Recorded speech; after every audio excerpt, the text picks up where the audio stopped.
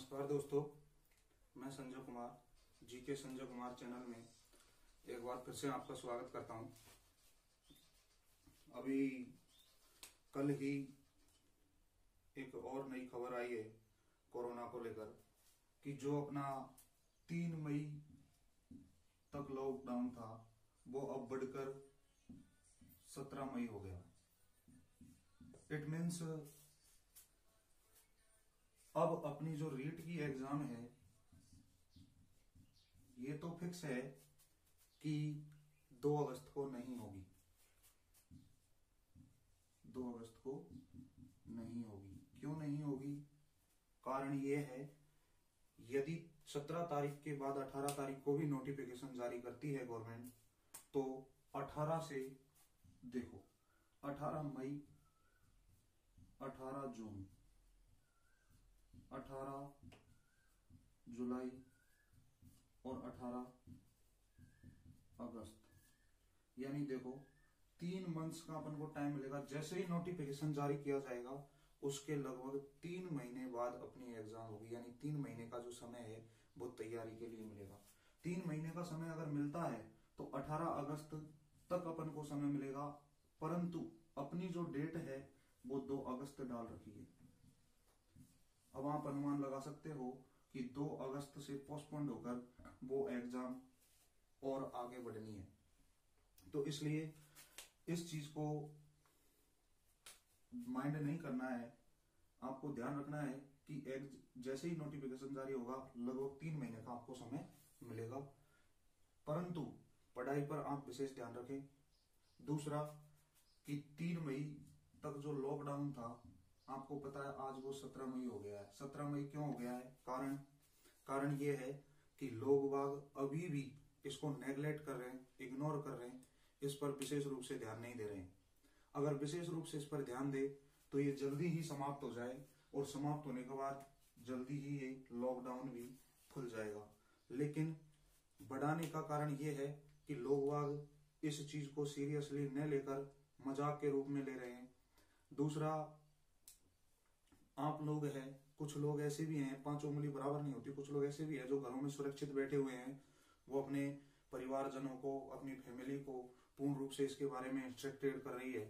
तो मेरा मानना ये है कि आप ये कोशिश जारी रखें और इंतजार करें लॉकडाउन खुलने का।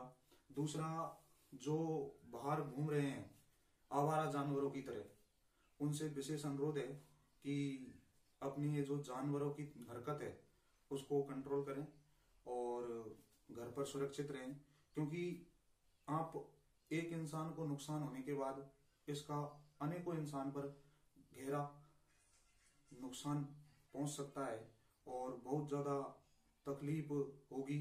और ये जो लॉकडाउन है ये 17 मई से आगे बढ़कर और अन्य डेट तक चला जाएगा। इसलिए आप विशेष रूप से ध्यान रखो कि आपको बाहर नहीं घूमना है। यदि कोई काम आपका अर्जेंट है तब आपको पूरी सेफ्टी के साथ, पूरी अपने हाथों को, अपने मुंह को ढककर तब आपको बाहर निकलना है। यदि आपको ये समझ आ गया तो आप जल्दी ही वापस से स्वतंत्र हो जाओगे। अभी वर्तमान में आप परतंत्र हो।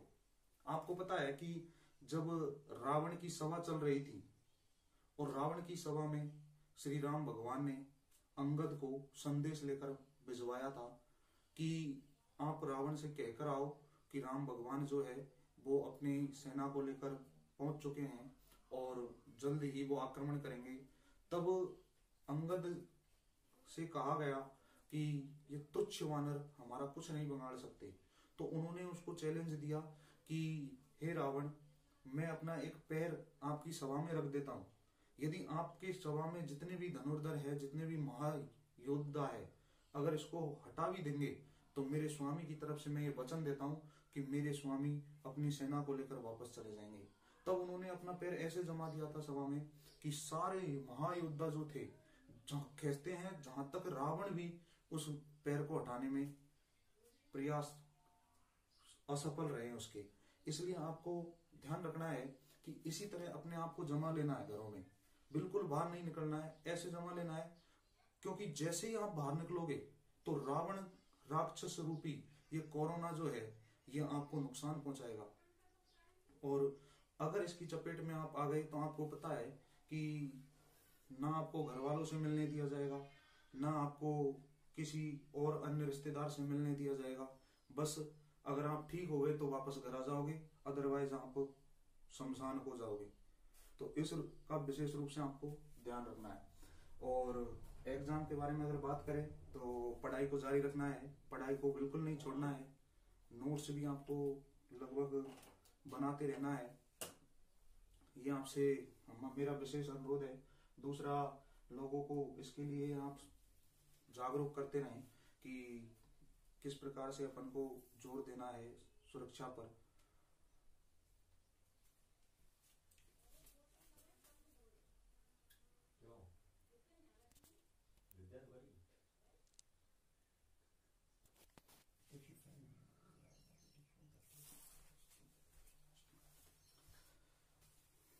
तो आपको ध्यान रखना है, एग्जाम पर विशेष रूप से फोकस रखना है और पढ़ाई को अपनी को जारी रखना है। कल अपन पढ़ रहे थे मोहनजोदड़ो, और मोहनजोदड़ो की अगर बात करें तो मोहनजोदड़ो अपना कंप्लीट हो चुका था।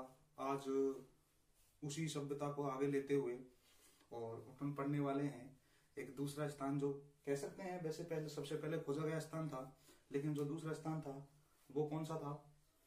हड़प्पा। और हड़प्पा को आज अपन पढ़ने वाले हैं। थोड़ा सा मैं आपको बता देता हूँ उसके बारे में।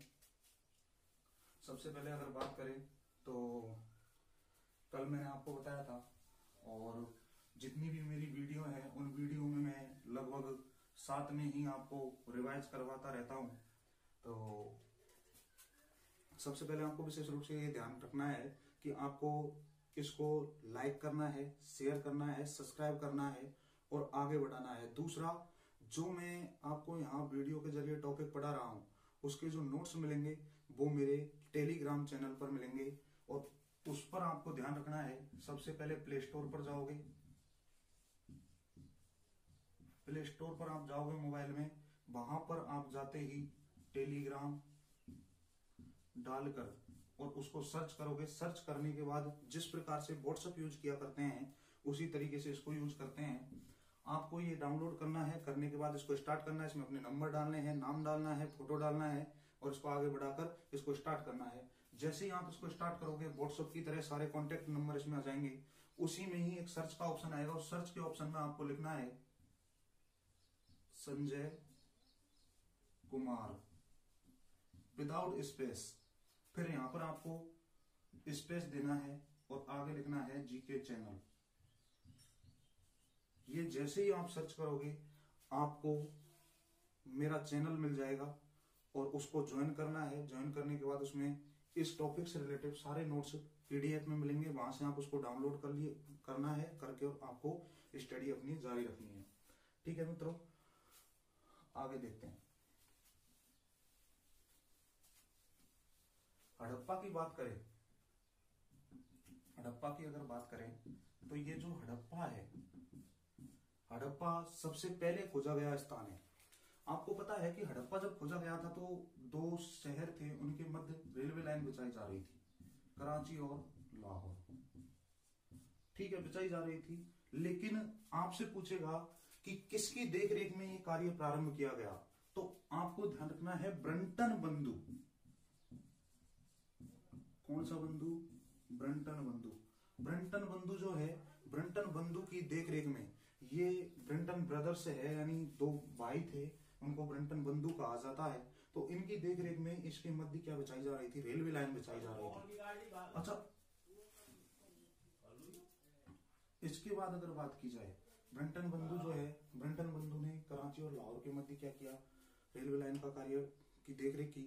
साथ में यहाँ पर अलेक्जेंडर कनिंघम थे, अलेक्जेंडर कनिंघम, उनके सानिध्य में, यानी कह सकते हैं कि भारतीय पुरातत्व विभाग के जो जनक थे वो कौन थे? कनिंघम थे। और दूसरी बात करें तो हड़प्पा की जो खोज की गई थी वो 1921 में की गई थी।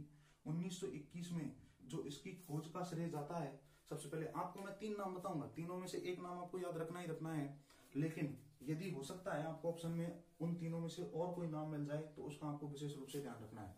देखो, हड़प्पा की बात करें तो हड़प्पा की खोज सबसे पहले 1921 में की गई, 1921 में। और 1921 में हड़प्पा की खोज जो की गई थी वो किसके द्वारा की गई थी? एक व्यक्ति था जिसका नाम था दयाराम साहनी, जिसका नाम क्या था? दयाराम साहनी। अगर बात करें दूसरे व्यक्ति की, तो दूसरा व्यक्ति जो था वो थे माधव स्वरूप वत्स, माधव स्वरूप वत्स।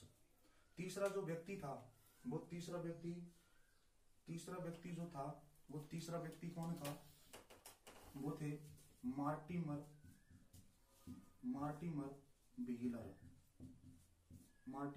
व्हीलर। तो सबसे पहला जो व्यक्ति था वो कौन था? दयाराम साहनी। तो ये तो मोस्ट इंपोर्टेंट नाम है, इस पर तो आपको विशेष रूप से ध्यान रखना है, इसको तो आपको याद रखना ही रखना है। लेकिन बात करें तो इनके सहयोग था माधव स्वरूप वत्स जो था उसका सहयोग था। तीसरा जो व्यक्ति था वो मार्टिमर व्हीलर था, ये एक अंग्रेज अधिकारी था, इसका भी इसमें महत्वपूर्ण योगदान था। तो इन तीनों का नाम आता है किसकी खोज में? हड़प्पा की खोज में। इसके बाद अगर अपन देखें तो यहाँ पर आपसे जो क्वेश्चन पूछेगा सबसे पहले ये पूछेगा कि इसकी खोज कब की गई थी? तो खोज इसकी की गई थी 1921 में। किसके द्वारा की गई थी? दयाराम साहनी के द्वारा की गई थी। किस नदी के किनारे है? आपसे पूछेगा किस नदी के किनारे है। तो किस नदी के किनारे की बात आए तो सबसे पहले आपको ध्यान रखना है ये किस नदी के किनारे है? रावी नदी के किनारे। रावी नदी के किनारे है। अच्छा, आपसे पूछेगा कि रावी नदी किस नदी की सहायक नदी है? तो किस नदी की सहायक नदी है ये रावी नदी है सिंधु नदी की। किस नदी की? सिंधु नदी। यानी जो सिंधु नदी है, इस सिंधु नदी की जो सहायक नदी है वो कौन सी थी? रावी नदी थी। मैं आपको थोड़ा सा डायग्राम से और समझाता हूं, आपके अच्छे से समझ में भी आ जाएगा। तो ध्यान रखना है, एक और नदी थी जो आजकल मानते हैं कि वर्तमान में वो लुप्त हो चुकी है। नदियों का जब टॉपिक पढ़ेंगे तो उसमें और अपन डिटेल से पढ़ेंगे। तो आपको ध्यान रखना है कि एक सिंधु नदी है जो मैंने बताया था पिछली वीडियो में कि ये तिब्बत से निकलकर और जम्मू कश्मीर होते हुए पाकिस्तान में होते हुए और अरब सागर में गिरती है। यहाँ गंगा बहती है और गंगा के बीचों बीच से ही एक नदी और निकलती है और जिसको कहते हैं अपन सरस्वती नदी। सरस्वती नदी इधर कौन सी है? गंगा। ये सरस्वती नदी जो है कहते हैं इसके आसपास ही ये सभ्यता विकसित हुई, लेकिन ये नदी क्या है अभी वर्तमान में विलुप्त मानी जाती है। लेकिन इस नदी के कुछ अंश यानी इस नदी के कुछ साक्ष्य आज भी हरियाणा के अंतर्गत उपस्थित है, वहां पर देखने को मिलती है ये नदी। इस सिंधु नदी के नाम पर इस सभ्यता का नाम सिंधु सभ्यता पड़ा था। लेकिन अगर ये नदी होती, इस नदी का बहाव होता तो उस वक्त इस सभ्यता का नाम सरस्वती नदी सभ्यता होता। परंतु इस नदी को धीरे धीरे विलुप्त हो जाने के बाद इसका नाम जो पड़ा वो सिंधु सभ्यता सिंधु नदी के कारण पड़ा, क्योंकि सिंधु नदी के आसपास के क्षेत्र में ये विकसित हुई। यहां पर आपको ध्यान रखना है। अगला आपको देखना है सिंधु नदी की अगर अपन बात करें, अगला आपको देखना है कि जब यहां भारत से एक नदी निकलती है और उस नदी का नाम क्या था? रावी नदी। क्या था? रावी नदी। इस रावी नदी के किनारे उस वक्त भारत और पाकिस्तान यानी आजादी से पूर्व की बात है, भारत और पाकिस्तान अलग नहीं थे, एक ही थे। उस वक्त की बात है, यहां पर रावी नदी के किनारे पहले एक टीला मिला था, वो 1826 में मिला था। 1856 में रेलवे लाइन का कार्य प्रारंभ करवाया गया था। उस वक्त यहाँ पर एक स्थान मिला था, वो कौन सा मिला था? हड़प्पा। यहाँ पर ईंटों के बहुत अधिक अवशेष मिलना प्रारंभ हो गए और उस वक्त जो स्थान मिला था वो मिला था कौन सा? हड़प्पा। हड़प्पा की बात करें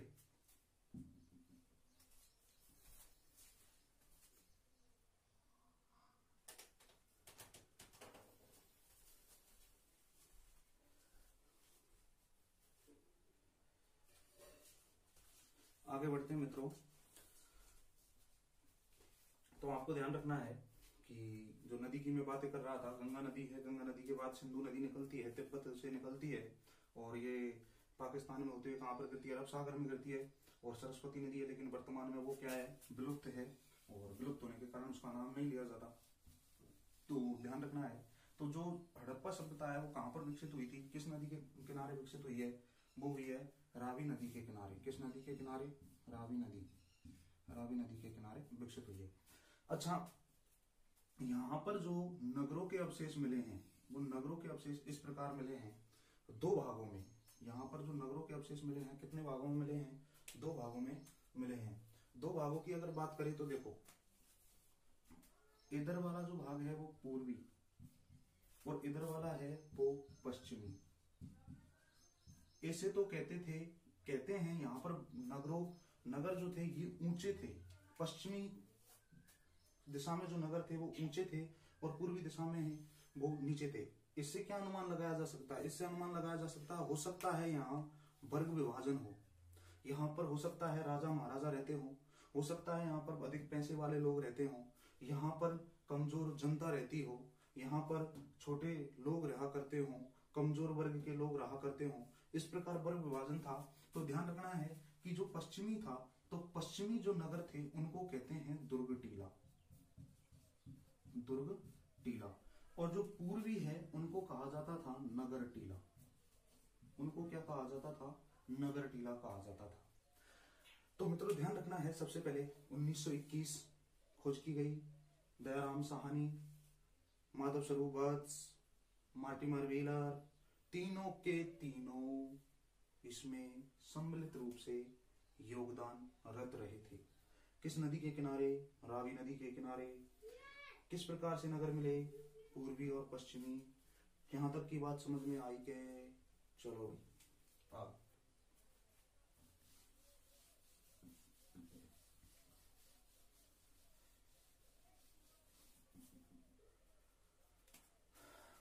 इस प्रकार से यहाँ पर क्या थे, नगर थे, ये पूर्वी और ये पश्चिमी।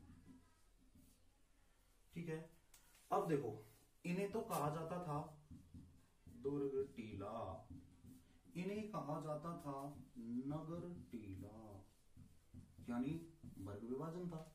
हो सकते हैं यहाँ पर राजा महाराजा रहते हो सकते हैं अमीर लोग रहते हो, पैसे वाले लोग रहते हो, यहाँ पर जनता रहती हो, यहाँ पर कमजोर वर्ग के लोग रहते हो। तो इस प्रकार से थे। अब इनको किस प्रकार से विभाजित किया, A B E R F, इस प्रकार से। गुरु जी ये क्या है, ये क्या है, तो ई मतलब सबसे पहले ए बी मतलब दुर्ग टीला को यहां पर नाम दिया गया था माउंट एबी। क्या नाम दिया गया था, माउंट एबी। दूसरी की बात करें तो यहां पर ई के जो स्थान है यहां पर घरों के अवशेष मिले। घरों के अवशेष मतलब हो सकता है कोई मेहमान वगैरह यहाँ पर आके रोकते हो सकता है खुद यहाँ पर निवास करते हो। तो घरों के अवशेष जो मिले उनको क्या कोड दिया गया, ई। यहाँ पर जो दुर्ग मिले थे उनको क्या कोड दिया गया, माउंट एबी। यहाँ पर जो आर है, आर के स्थान पर यहाँ पर कब्र मिली, यहाँ पर एक कब्र मिली, और कब्र का बहुवचन रूप क्या कहलाता है, कब्र। यानी कि यहाँ पर 37 कब्र मिली। कितनी कब्र मिली थी, 37 कब्र, और उसी को ही नाम दिया था R37। इसको क्या नाम दिया था, R37। अच्छा, यहां पर अगर बात करें तो देखो, यहां पर अगर बात करें तो इस ऐप के ऊपर यानी उत्तरी सीमा में यहां पर 18 चबूतरे मिले। कितने मिले, 18 चबूतरे। 18 चबूतरे मतलब ओखड़ी जो होती है जिसमें धान कूटा जाता है, 18 चबूतरे मिले। इन 18 चबूतरों की अगर बात करें अपन, तो 18 चबूतरों की जब बात करें तो 18 चबूतरों में गेहूं और जौ के अवशेष प्राप्त हुए थे। ये रियल में प्राप्त नहीं हुए थे, इनके क्या मिले थे, अवशेष मिले थे। तब यहां पर अनुमान लगाया गया था कि इनमें हड़प्पा के लोगों के द्वारा धान कूटा जाता था, एक साथ कूटा जाता था।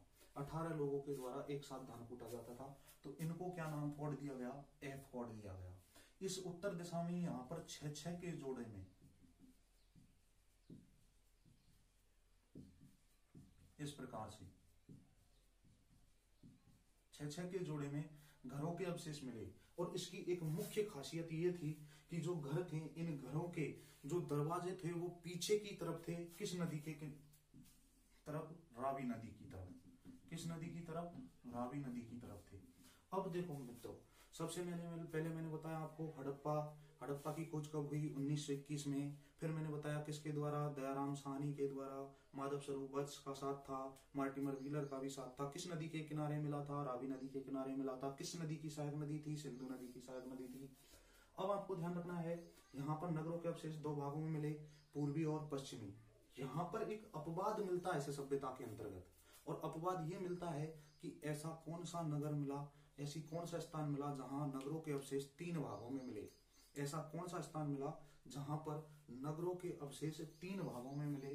तो ये एक अपवाद है, और अपवाद को पूछ लेता है काफी बार, क्योंकि आप ध्यान रखोगे कि भाई नगरों के अवशेष दो भागों में मिले, दो भागों में मिले, दो भागों में मिले, लेकिन एक स्थान ऐसा भी है जहां पर नगरों के अवशेष तीन भागों में मिले, और वो स्थान है धौलावीरा। कौन सा? धौलावीरा। आगे इस स्थान के बारे में अपन पढ़ेंगे, ठीक है।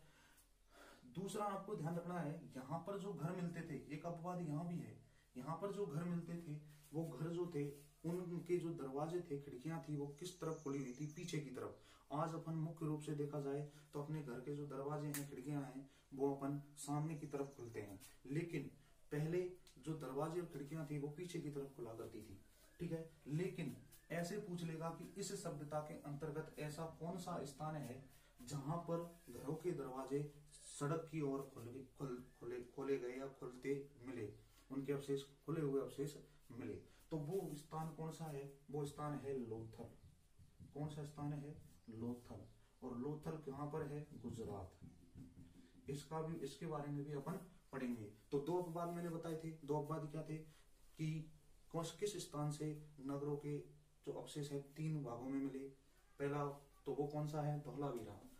दूसरा अपवाद जो बताया था, वो दूसरा क्या बताया था कि हड़प्पा में जो घर मिले, उन घरों के जो दरवाजे हैं वो पीछे की तरफ खुलते थे, है ना। लेकिन यहाँ पर जो दरवाजे हैं लोथल में, वो कहाँ खुलते हैं? सड़कों की तरफ। कहाँ पर खुलते हैं? सड़कों की तरफ। इसके बाद ध्यान रखना है आपको कि जो यहाँ पर कोड दिए गए हैं, वो एबी कोड दिया गया, माउंट एबी, वो किसको दिया गया है? पश्चिमी जो नगर है उसको। यहाँ पर ई कोड दिया गया है घरों के अवशेषों को। यहाँ पर आर कोड दिया गया है कब्रों के अवशेषों को। 37 कब्र मिली थी, उनको R37 दिया गया। यहाँ पर एफ है, 18 चबूतरे मिले थे, ठीक है। अब आगे बढ़ते हैं अपन मित्रों। यहाँ पर ही अगर बात करें तो एक महिला के पेट से, एक महिला के पेट से उगते हुए पेड़ का चित्र प्राप्त हुआ था। यानी एक महिला है, उसके पेट से उगते हुए पेड़ के चित्र के अवशेष मिले हैं। यानी मैं कह सकता हूँ, डायरेक्टली कहूँ तो गर्भाशय से, और आप समझ सकते हो, मैं वो शब्द नहीं बोल सकता, लेकिन आपको ध्यान रखना है कि महिला के जो गर्भाशय है उससे उगते हुए पेड़ के अवशेष मिले। और उगते हुए पेड़ के जो अवशेष मिले तो उससे क्या अनुमान लगाया गया? उससे ये अनुमान लगाया गया, क्योंकि आपको पता है सिंधु सभ्यता अनुमानित सभ्यता है, उससे ये अनुमान लगाया गया कि ये जो सभ्यता है, ये सभ्यता अनुमानित सभ्यता है। और इससे पता लगाया गया कि महिला जो है वो महिला प्रकृति का रूप मानी जाती है। किसका रूप मानी जाती है? प्रकृति का रूप मानी जाती है। प्रकृति का क्या मानी जाती है? रूप मानी जाती है। ध्यान रखना मित्रों कि प्रकृति का रूप महिला मानी जाती है, क्योंकि उसके गर्भाशय से उगते हुए पेड़ के जो पेड़ है उसका चित्र प्राप्त हुआ। यानी पहले जो सभ्यता थी वो मातृत्वात्मक सभ्यता थी, यानी प्राथमिकता जो दी जाती थी वो किसको दी जाती थी? महिलाओं को प्राथमिकता दी जाती थी। तो इस चीज का आपको विशेष रूप से ध्यान रखना है। यहीं पर अगर बात करें अपन तो यहीं पर बात करें तो यहाँ पर ही जो आगे जो मिला है वो एक मूर्ति मिली, वो नटराज की मूर्ति मिली। किसकी मिली? नटराज की। नटराज की मूर्ति मतलब नृत्य करते हुए जो बच्चा है उसकी मूर्ति जो मिली थी, उसके अवशेष भी कहां से प्राप्त हुए? यहां से प्राप्त हुए, ठीक है। इसके बाद अगर अपन बात करें तो यहीं पर जो गरुड़ है वो गरुड़ सांप को जकड़े हुए गरुड़ का जो सांप को जकड़े हुए चित्र के अवशेष मिले थे। एक गरुड़ था, उस गरुड़ के सांप को जकड़े हुए अवशेष मिले, यानी जो गरुड़ है उस गरुड़ ने सांप को जकड़ रखा था, ऐसा चित्र भी यहाँ से मिला था। तो ये है हड़प्पा। तो हड़प्पा समझ में आया? एक बार वापस से देखते हैं, देखो पूरा।